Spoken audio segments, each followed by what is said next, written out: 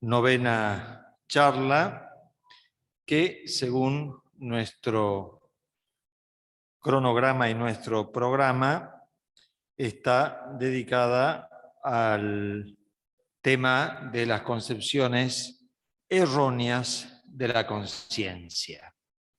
Y podríamos decir que aquí se cumple el título que yo le he querido poner a este curso, una enseñanza profética, porque el cardenal Newman se dio cuenta hace más de 150 años del gran problema que se venía sobre el tema de la conciencia y de lo que implicaba esa revolución cultural que finalmente ha pasado a ser una revolución moral. Uno se pregunta cómo él se dio cuenta de estas cosas. Bien, es una pregunta que la podemos responder de muchas maneras. Sin duda alguna, él vivía en la Inglaterra de esa época, cerca de Londres, en la universidad más importante del país, Oxford, y sin duda Londres era como la capital del mundo en ese momento. Todo repercutía allí y sin duda alguna en esa caja de resonancia que era Oxford, él se dio cuenta de los grandes peligros que estaban ahí abajo, que simplemente tenían que salir a la luz. Amén de su inteligencia, de su lucidez, de su capacidad de leer los datos de la realidad, amén de la gracia de Dios que lo acompañó siempre y lo iluminó. Bien, podríamos poner varias cosas más, pero todo eso contribuyó a que él viera la gravedad del problema y se diera cuenta de lo que se escondía detrás del tema de la conciencia y de lo que podríamos llamar la concepción moderna de la conciencia. Y si nosotros tuviéramos que decir una cosa que define la diferencia entre la concepción tradicional de la conciencia y la concepción moderna de la conciencia, tendríamos que decir que la concepción tradicional de conciencia es una concepción teísta que tiene a Dios presente y que lo considera como el creador de todo lo que existe y particularmente de la naturaleza humana. En cambio, la concepción moderna de la conciencia es una concepción atea. Para el que se adhiere a la concepción clásica, tradicional, católica, diríamos, de la conciencia, como lo hemos recordado en la reunión pasada, la conciencia remite a Dios. La conciencia es un eco de la voz de Dios dentro del alma. La conciencia descubre dentro de sí una ley que ella no se ha dado a sí misma. En cambio, en la concepción moderna de la conciencia no hay un descubrimiento, sino que hay una construcción. Debe construirse la conciencia, deben construirse sus dictados, deben construirse sus indicaciones. El hombre moderno no descubre nada. el hombre moderno crea todo, construye todo. Y ahí está la problemática con este tema que estamos viendo nosotros.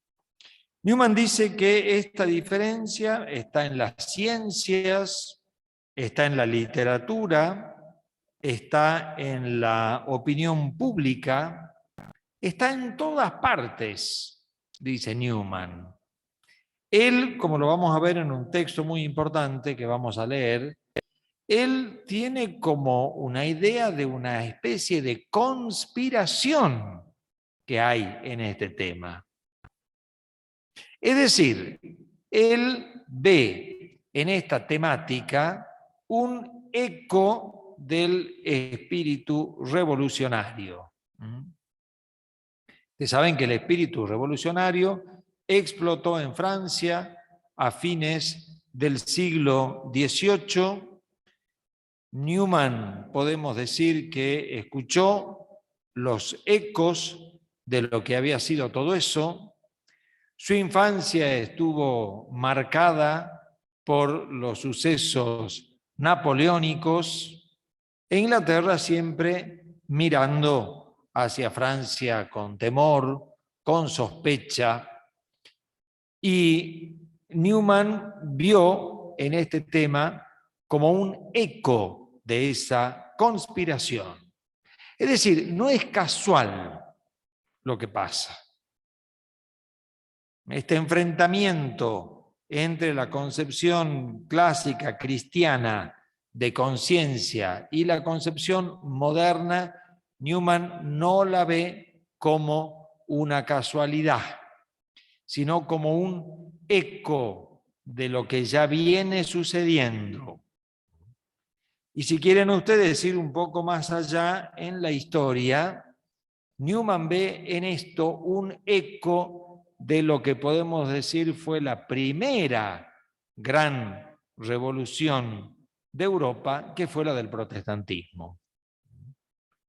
Newman ve en estas dos concepciones de la conciencia, en definitiva,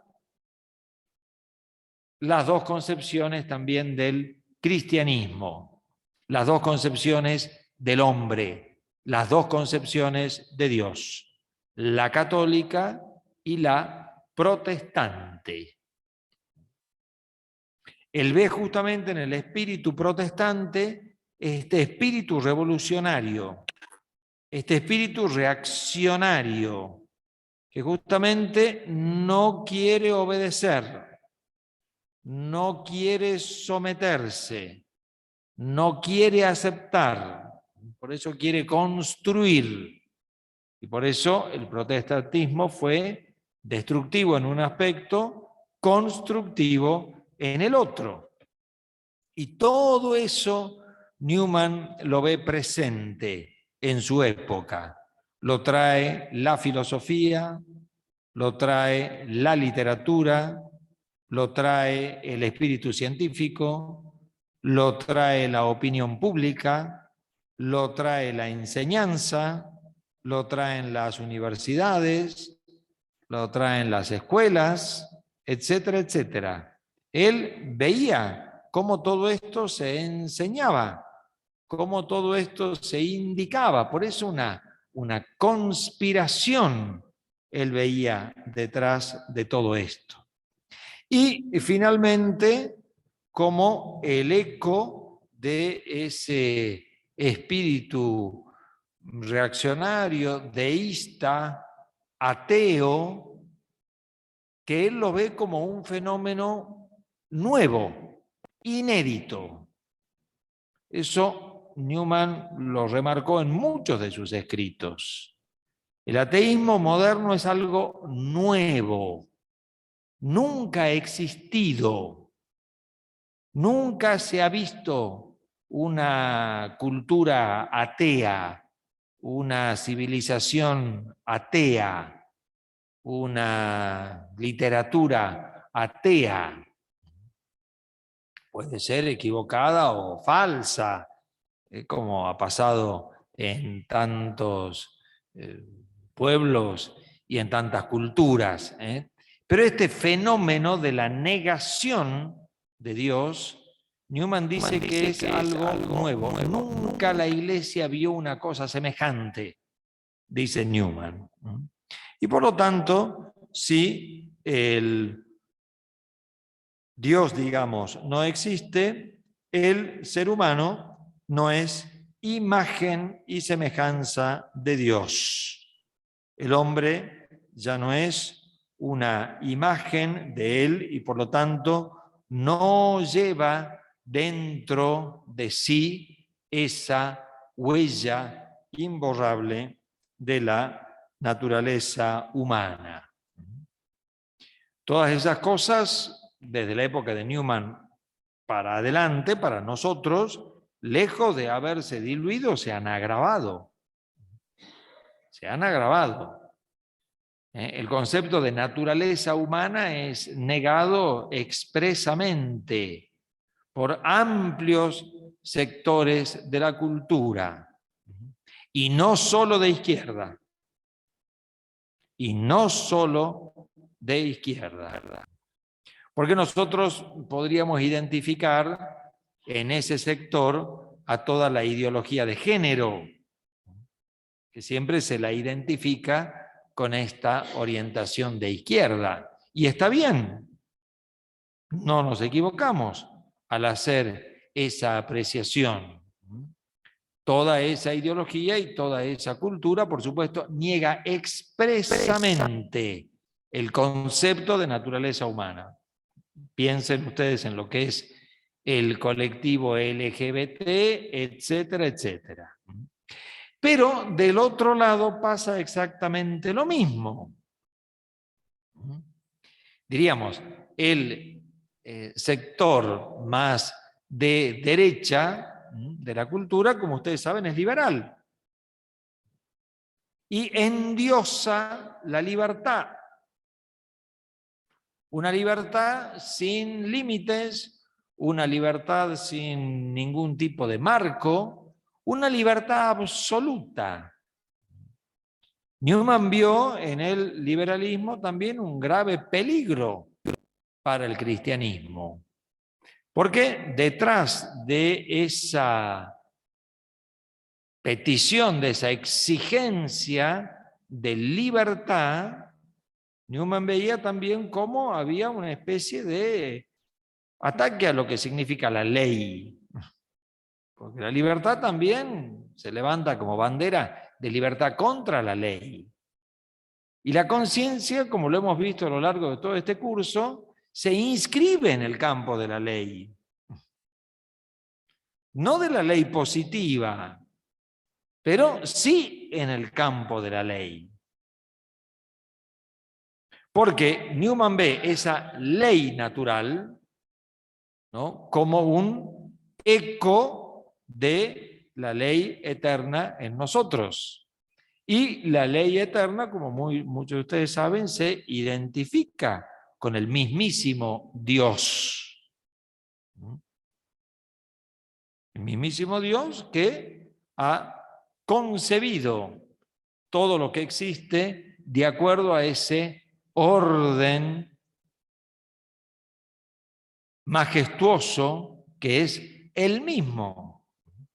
Entonces, ahí están, ven como todos esos ecos, la ley eterna, la ley natural y la conciencia como descubriendo dentro de su alma esa ley natural que debe seguirse y debe aplicarse a cada circunstancia, en cada momento y en cada lugar. Ahora, si todo eso se rompe,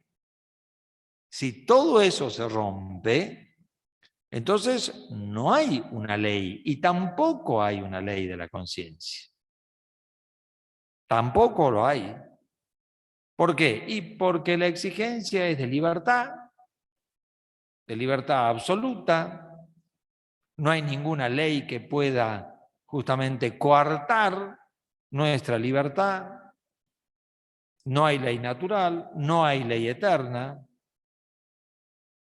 La ley positiva se maneja al arbitrio de los legisladores y ellos por las presiones que reciben, etcétera, etcétera.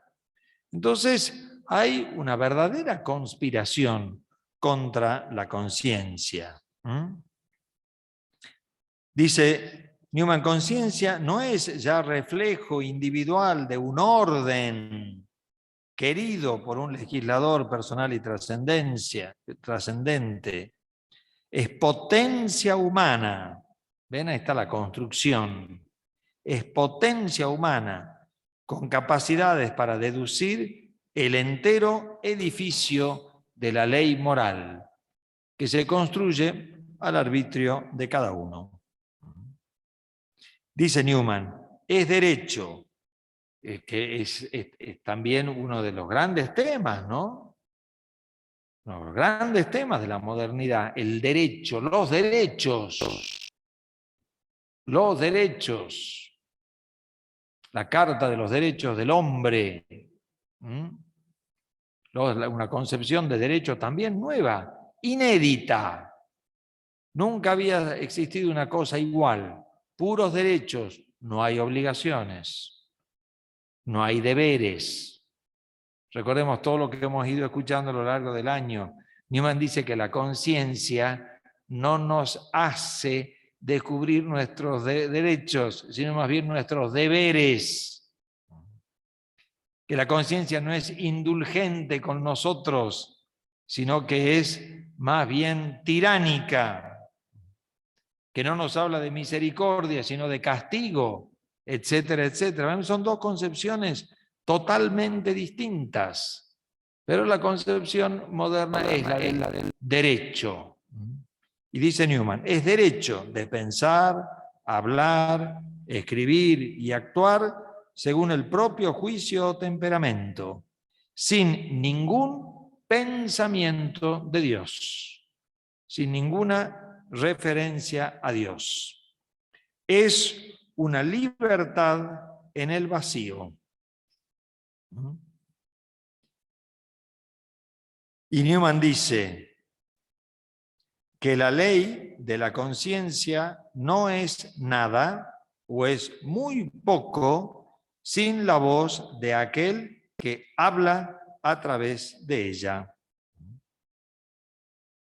Y después, en uno de sus famosos textos, Newman dice, en vez de hacer una cosa y luego otra, según la propia llamada, en fe y obediencia, su único objeto es pintar una superficie suave y lisa y poder decirse a sí mismos que han cumplido su deber. Cuando actúan mal, sienten no contrición, que tiene a Dios por objeto, sino remordimiento y un sentimiento de degradación. Se autodenominan locos, pero no pecadores. Se muestran iracundos e impacientes, no humildes. Se cierran a sí mismos. Les hace miserables pensar que otros les contemplan. Es decir, si la conciencia conserva algo por su fuerza natural de reproche, ese reproche se reinterpreta de otra manera. En vez de interpretarlo como un llamado a la conversión, como un llamado al cambio de vida, como un llamado a la rectificación de la conducta, con toda, digamos, la temática que aparece por detrás. El pecado, la conversión, la humildad, etcétera, etcétera, como acabamos de leer. No, aparece una nueva terminología que se refiere a una nueva concepción del ser humano. Por eso el ser humano no acude más al sacerdote. Acudía antes al psicólogo, pero hoy hasta eso está cayendo en desuso. Hasta eso está cambiando. O sea, los hechos precipitan a una velocidad que a veces nosotros no nos damos cuenta. Pero ya ni siquiera se acude al psicólogo. Se acude al coach. A eso se acude. A mí me cuentan cosas que hacen estos en los cursos de coaching que no se puede creer. Uno dice, ¿cómo una persona inteligente puede someterse a semejante estupidez? El otro día me contaba un amigo que trabaja en una institución que los obligan a hacer estos cursos. Bueno, entonces estaban participando y él, como para dar un poquito de nivel, para elevar un poquito la reunión, cita un poema muy bonito de una poetisa nuestra, famosa, Clara Saravia Linares de Arias. Dice que el personaje, no sé cómo, el coach, quedó absorto. Y miren que no les estoy hablando de una pieza de teología dogmática ni de teología espiritual. Es un poema literario de una mujer, por supuesto, con toda su formación, como la tenía, pero no estamos hablando de Santo Tomás de Aquino. ¿No? Y quedó así, ¿dónde está escrito eso? ¿Dónde todo? Y entonces él le dijo, bueno, hay que abrir un poco los ojos. Bueno, pero en ese grado de degradación estamos. En ese grado de degradación estamos justamente para huir de estos grandes temas, que digamos son los grandes temas de la espiritualidad, los grandes temas de la antropología y los grandes temas del cristianismo, centrados todos en la conciencia. Entonces, ¿qué hay? Disgusto con nosotros mismos, pero como dice Newman, no contrición. Enojo con nosotros mismos, pero no humildad. Reflexión sobre nosotros mismos, pero no conversión. O sea, se le ha quitado a la conciencia toda su dimensión religiosa. Toda su dimensión religiosa. La vida no se refiere a Dios o no, sino al sentimiento. ¿Cómo me siento? ¿Qué me da armonía? ¿Qué me da paz? Famoso tema de la armonía, de la paz, del equilibrio. Todas cosas que, por otro lado, son irrealizables, absolutamente irrealizables, porque se logran parcialmente solo con la ayuda de la gracia de Dios y en medio de la problemática de la vida. Es pretender para la tierra las condiciones del cielo, pero obviamente al cancelar esta dimensión trascendente no queda más que la tierra y pretender hacer de la tierra un cielo, cosa que la conciencia nunca ha indicado. Porque la conciencia, al descubrir esa presencia de Dios, siempre trasciende y tiene como esa dimensión trascendente que hablábamos en la reunión pasada. Dice Newman, a la conciencia se la ha suplantado con un gusto moral. A la conciencia se la ha suplantado con un gusto moral. A mí me gusta esta moral. A mí me gusta esta forma de vida. ¿Por qué obras así? Porque me gusta. Fíjense cómo se ha roto el esquema bien mal. Entonces, el esquema es me gusta, no me gusta, me hace feliz, no me hace feliz. Bueno, lo que acabamos de decir. Dice, es la tendencia de la cultura intelectual, de lo que hoy se llama civilización. El gusto, claro. Bien, por supuesto, claro. Sí, sí, sí, sí. Como una cultura intelectual del momento. Y dice Newman, se lo puede confundir con actitudes, bueno, él enumera cosas que no se las leo porque uno diría, no tiene nada que ver con nosotros, porque él hace una descripción de lo que era la sociedad inglesa de su tiempo. Entonces, uno diría, bueno, nosotros no estamos en ese nivel porque habla del buen gusto, de la decencia, de las buenas maneras, de la educación, de la caballerosidad, del señorío, etcétera, etcétera. Bien, son cosas que siempre hemos admirado en los ingleses. Bien, Newman no las admiraba. Newman no las admiraba porque se daba cuenta que era un simple formalismo y que hacían pensar que estábamos frente a una persona cristiana, digamos, con las virtudes cristianas, cuando no eran virtudes cristianas, sino que era un gusto de su tiempo, una formalidad de su tiempo, que después cuando se la pudo hacer reventar, se la hizo reventar. Porque los hippies nacieron ahí, los punk nacieron allí.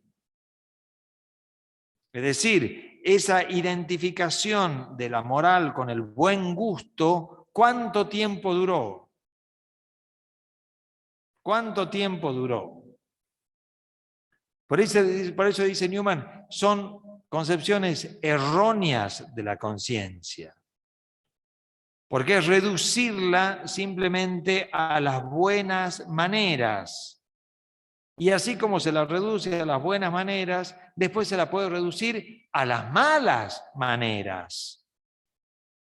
Como son estos ejemplos que acabo de poner. Es decir, el gusto, el mal gusto, es una cosa muy relativa. Por eso Newman se daba cuenta en aquel momento, aunque todo brillaba,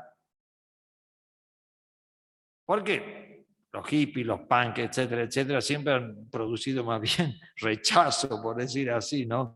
Una vez a gente horrible, con esos peinados espantosos y las caras deformadas y todo bien produce, digamos, rechazo.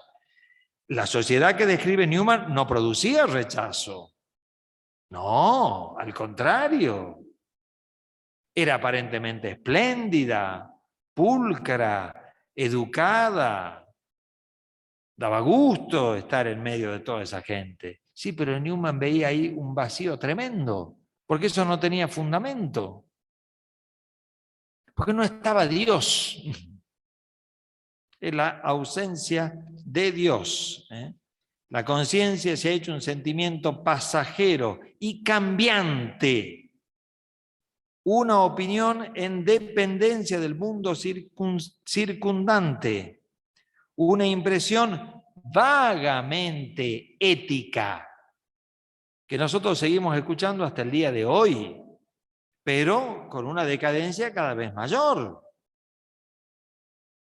Porque pensemos en todos los atentados contra la naturaleza humana. Y se los considera una cosa correcta, y lo discuten en nuestros parlamentos, y se dictan leyes que son contrarias a la naturaleza humana, pero como todo eso está negado, pues es una impresión vagamente ética. Es, dice, como el fin de un proceso reduccionista. La conciencia no es otra cosa que una convulsión del hombre abandonado y primitivo, que sus órdenes son un fantasma, que la misma noción de culpabilidad es sencillamente irracional. Es decir, aquel que todavía se atiene a la concepción tradicional de conciencia está fuera de época, pertenece al pasado, es un primitivo. Es el triste destino de la conciencia maltratada y se confundirá con los sucedáneos, tales como la ley humana, la conveniencia del Estado, el egoísmo, la utilidad, el mero orden externo, la felicidad del mayor número, criterios de eficacia individual y social, principios de carácter estético o coherencia del hombre consigo mismo. Son los disfraces de una conciencia que ha desaparecido.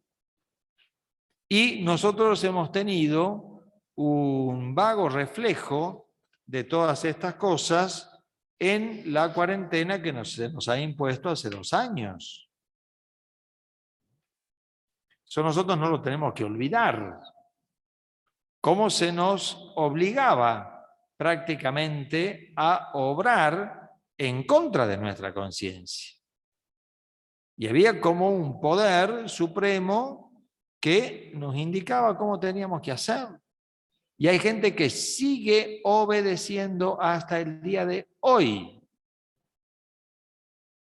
Que sigue haciéndolo hasta el día de hoy. O sea, una deformación de la conciencia muy grande.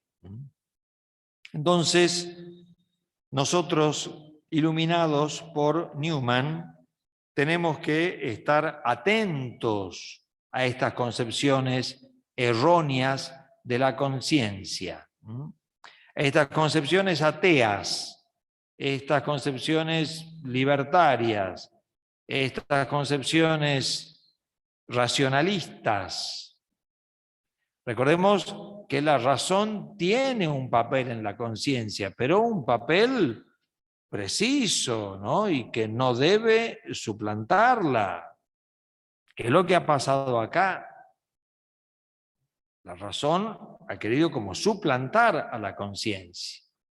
Y después recuerden lo que hemos visto sobre el sentido moral y el sentido del deber, porque son todas deformaciones de la conciencia.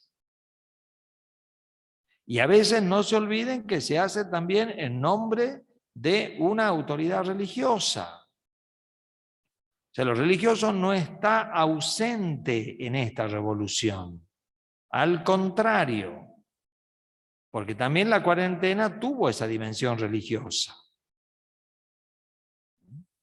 Entonces, por eso la conspiración no hay que olvidarla. Bueno, voy a leer ahora el famoso texto de Newman, una parte por supuesto, en lo que se cree que es el escrito más acabado de él sobre el tema de la conciencia.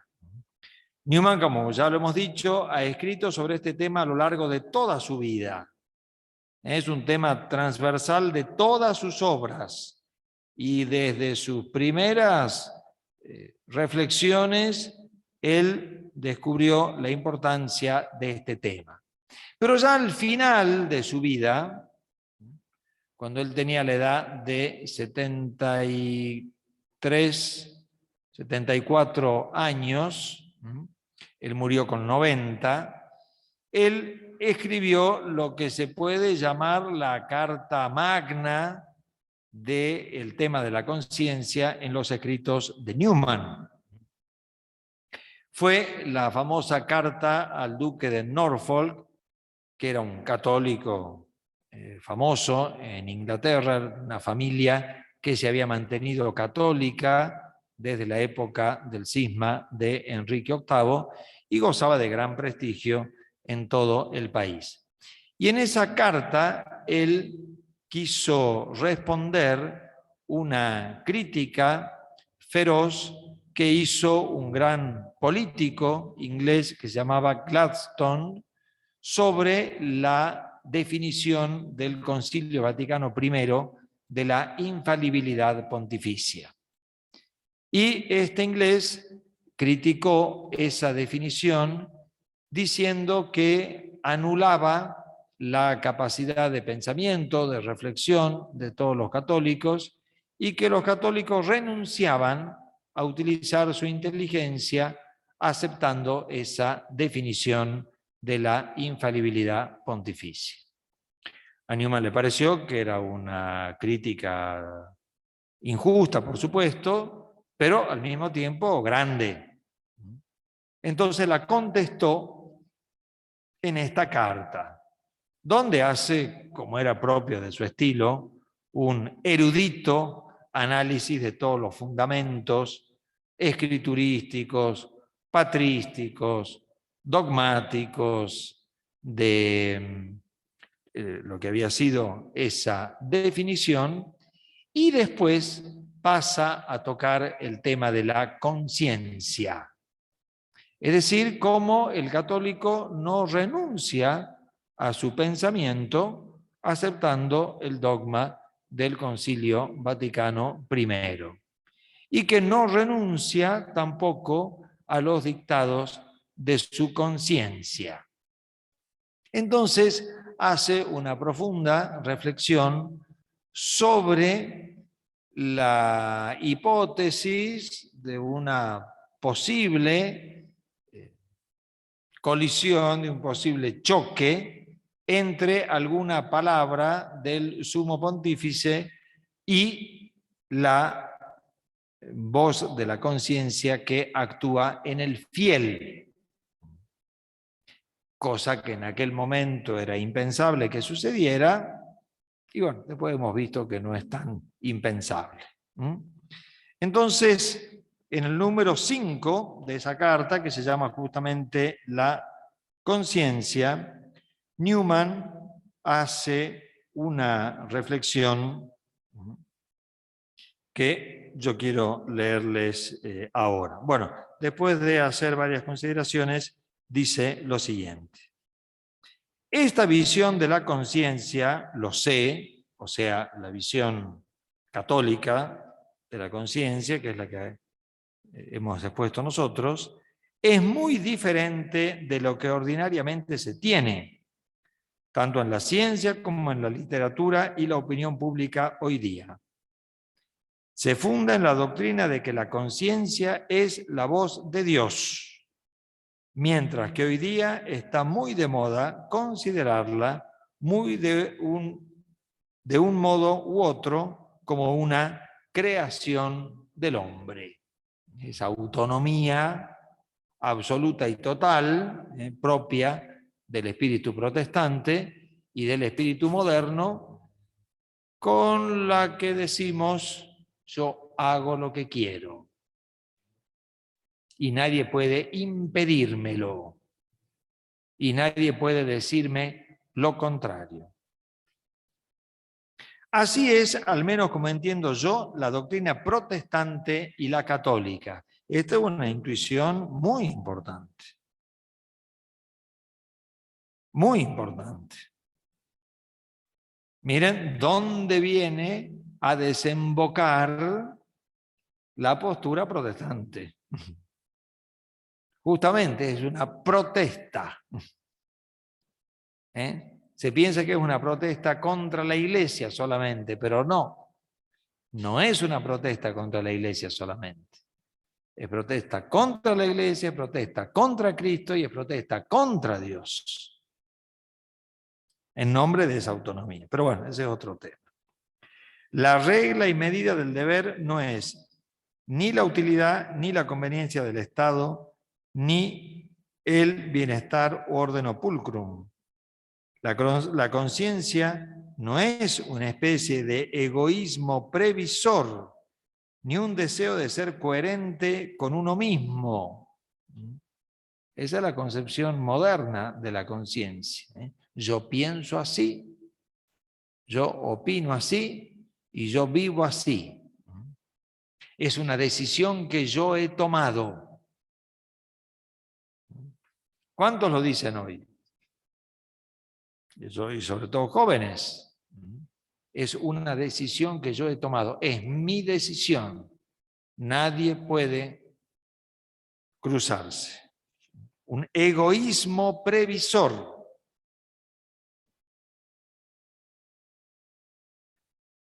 En cambio, dice Newman, la conciencia es un mensajero de Dios que tanto en la naturaleza como en la gracia nos habla desde detrás de un velo y nos enseña y rige mediante sus representantes. Y aquí tiene esta famosa frase: la conciencia es el más genuino vicario de Cristo. Fíjense que usa el mismo nombre que el Papa. Bien, porque el Papa es el vicario de Cristo. Pero dice, la conciencia es el más genuino vicario de Cristo. Bien, yo no quiero puntualizar, ustedes se imaginan. Pero siempre se dice que cuando se hace una profecía, y esta doctrina de Newman sobre la conciencia lo es, la profecía a la distancia no se entiende. No se la entiende, no se sabe lo que está diciendo. Pero a medida que se acerca el cumplimiento de esa profecía, se hace mucho más clara.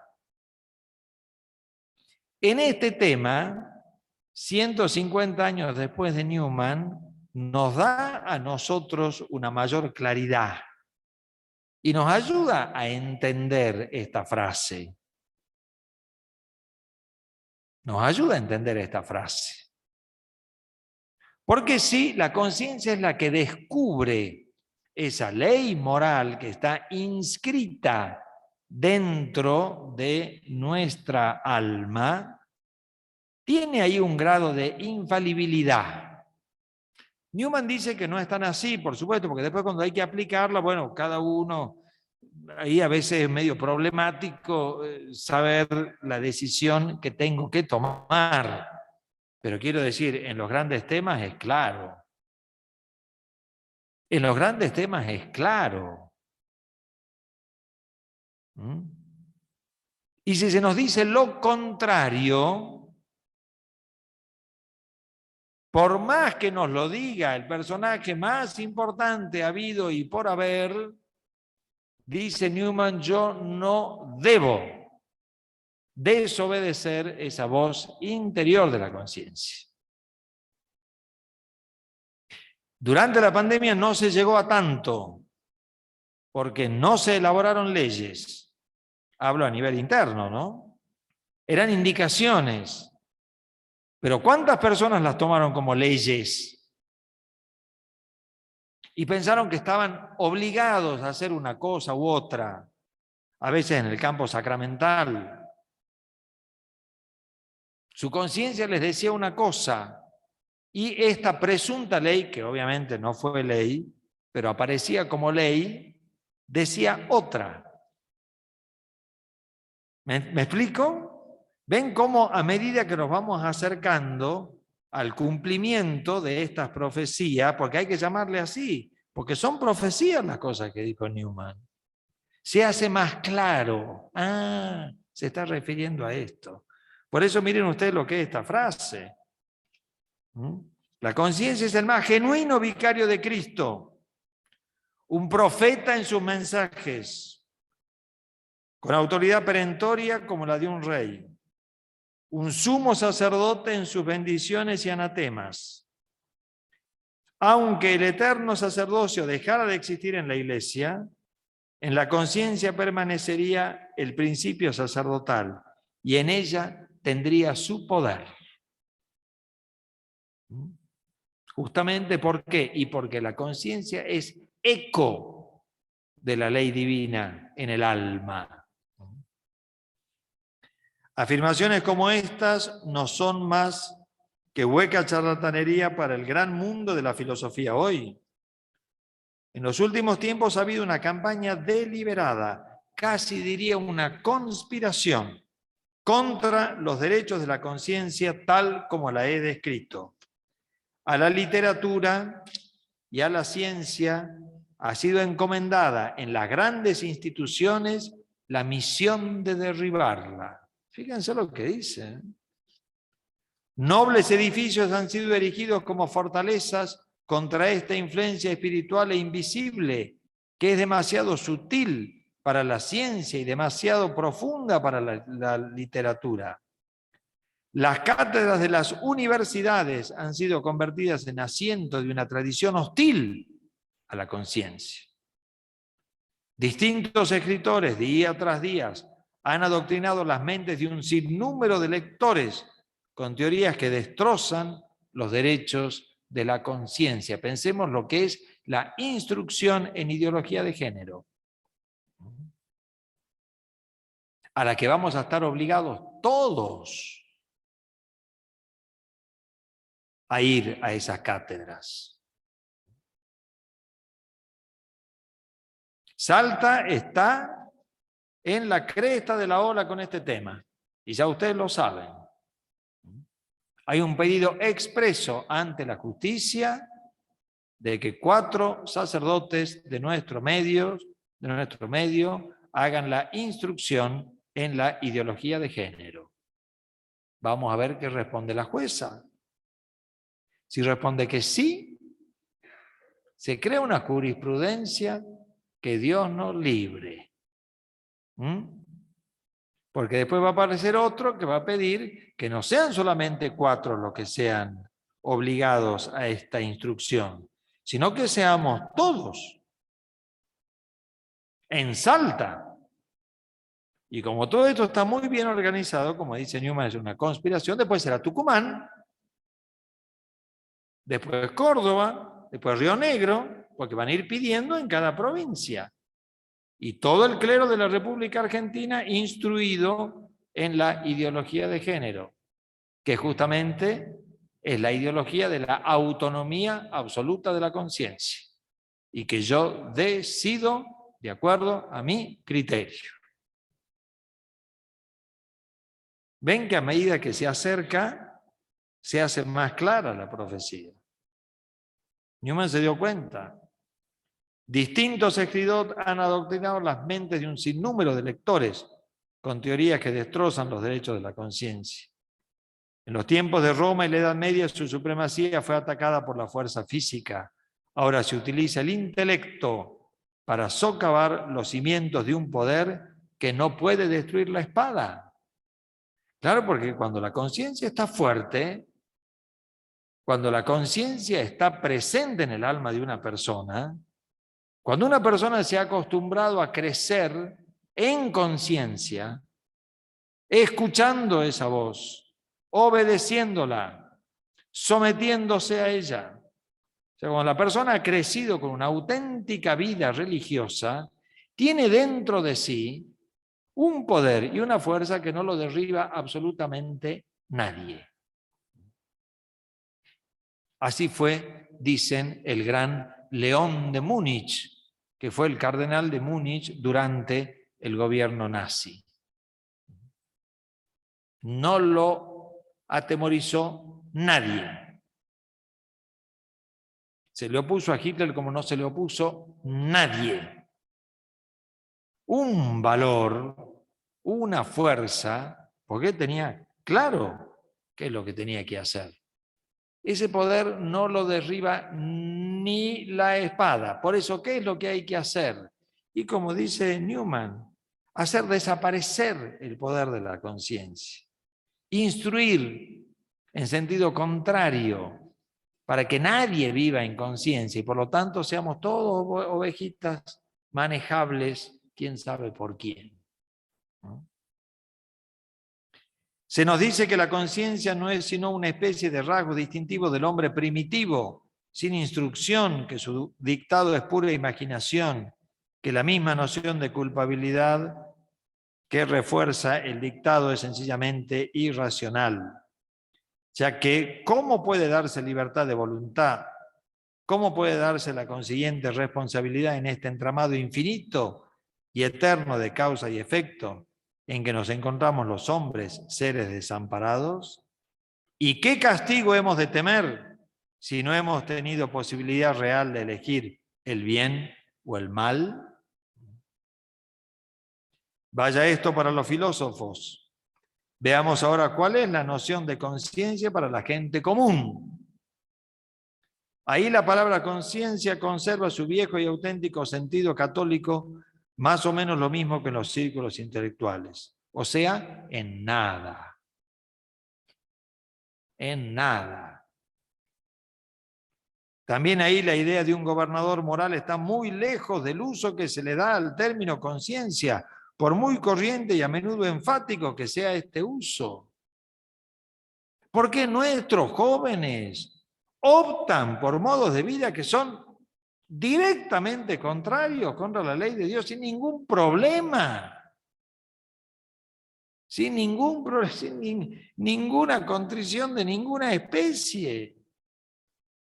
O sea, así cancelado, ¿no? La idea de un gobernador, como dice acá, gobernador moral del mundo, totalmente cancelado, están convencidos que cada uno tiene que hacer lo que quiere y que eso no va a ser merecedor ni de premio ni de castigo. Bueno, ahí está el engaño. Un engaño así casi diríamos como demoníaco, ¿no? Cuando los hombres invocan los derechos de la conciencia no quieren decir para nada los derechos del Creador, ni los deberes de la criatura para con él.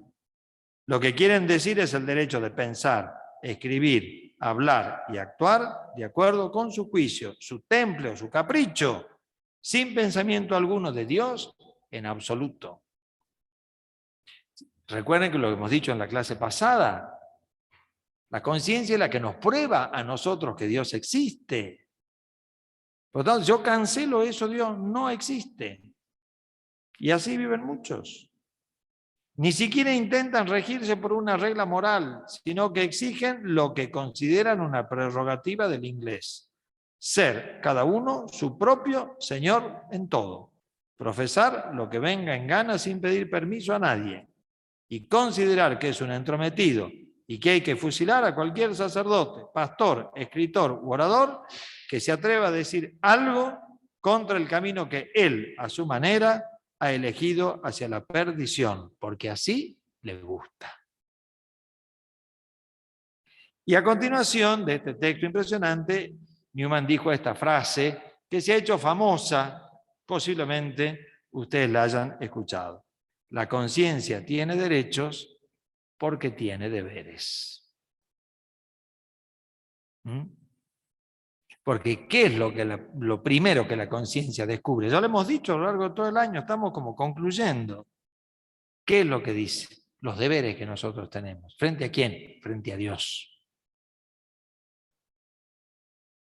Y porque esos deberes que nosotros tenemos frente a Dios son inalienables y no podemos renunciar a ellos, ahí tiene derechos la conciencia. Ahí vienen sus derechos. Pero no al revés. Sin embargo, en estos tiempos, para gran parte de la gente, el más genuino derecho y libertad de la conciencia consiste en hacer caso omiso de la conciencia.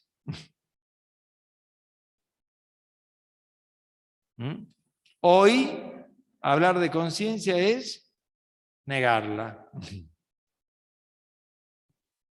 Dejar al margen al legislador y juez, ser independiente de obligaciones no escritas invisibles.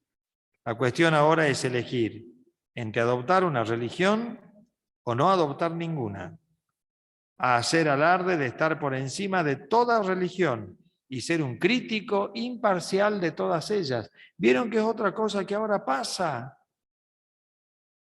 Un mocoso de 16, 17 años cuestiona los dogmas más sagrados de la iglesia. Yo tuve que echar el otro día uno.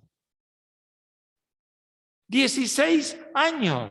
Ah, no, porque yo estoy en contra del celibato sacerdotal. Te mandan a mudar acá inmediatamente. Digo, me está faltando el respeto. Una cosa a la que yo he consagrado mi vida.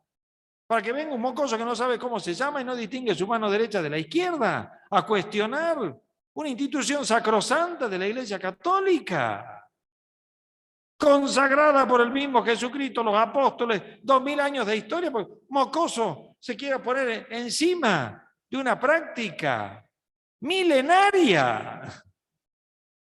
¿Cómo puede ser posible?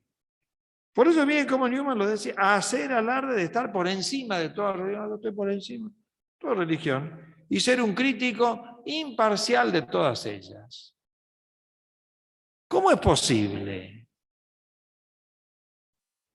La conciencia es un consejero exigente, pero en este siglo ha sido desbancado por un adversario de quien los 18 siglos anteriores no habían tenido noticia. Si hubieran oído hablar de él, tampoco lo hubieran confundido con ella. Este adversario es el derecho del espíritu propio, la autonomía absoluta de la voluntad individual. ¿Qué es eso? Protestantismo. El libre examen. Bueno, suficiente por hoy. Este es el estado en el que nos encontramos. Pero yo les pido a ustedes que mediten esa frase de Newman de que la conciencia es el más genuino vicario de Cristo. No quiero dar más explicaciones sobre eso, pero hay que tenerlo en cuenta. Hay que tenerlo en cuenta. Porque que el mundo ataque la conciencia, como dice Newman, bien, lo entendemos. Es la herencia que estamos recibiendo. Ahora, no vayamos a ser nosotros los que ataquemos nuestra conciencia. Es el punto.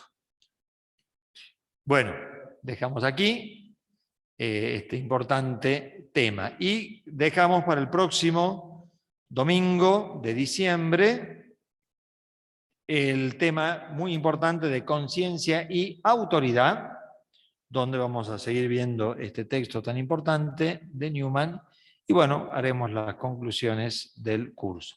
Yo les pido por favor que cuando den su asistencia, a ver que está, se fijen bien en todo el año, porque yo para el próximo encuentro tengo que hacer los certificados de asistencia a los que han venido al curso. Ya saben que se admiten hasta 3 inasistencias. El que tiene 4 no recibe certificado. Y después tengo las cartillas, así que las personas que se han anotado pasen a retirarlas.